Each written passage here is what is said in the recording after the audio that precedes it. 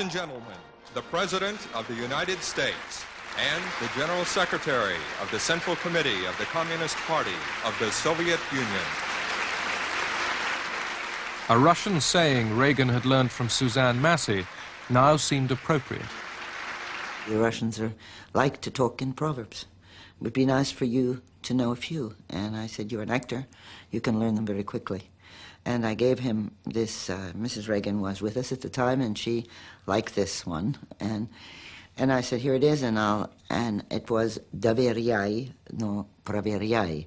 Mr. General Secretary, though my pronunciation may give you difficulty, the maxim is Doveryai, no Proveryai.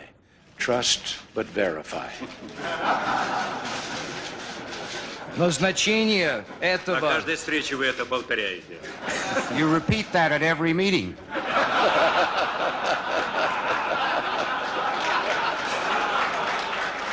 I know of no one else of a leadership stature in the United States in those days who would have moved forward as Reagan did to engage Gorbachev, to engage the Western Alliance, to truly lead the Western Alliance, and to take us through what became, of course, a very constructive, introductory period to the end of the Cold War.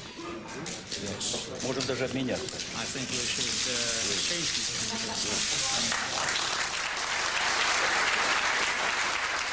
Ronald Reagan and Mikhail Gorbachev signed a far-reaching agreement. For the first time, an entire category of nuclear weapons was to be abolished.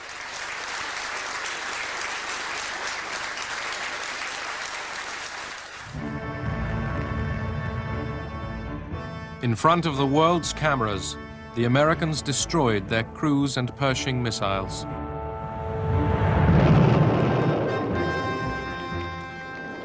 The Soviets dismantled their SS-20s.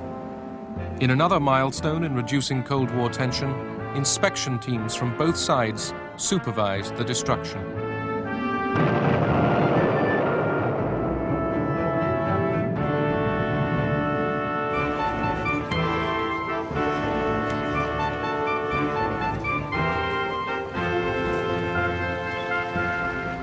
In his last year as president, Ronald Reagan paid his first ever visit to the Kremlin.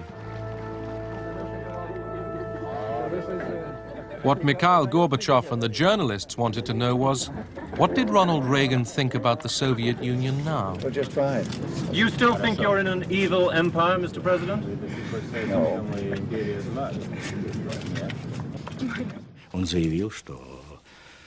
He said he wanted to take back his reference to the Soviet Union as the evil empire. He found a good place to announce it, right in the middle of the Kremlin. But nevertheless, he said that he was doing it, not because he was wrong when he initially said it, but because by 1988, the Soviet Union had come a long way under the leadership of Mikhail Gorbachev. It had become a different country. Why we find ourselves standing like this? Together, the two leaders had seized their chance.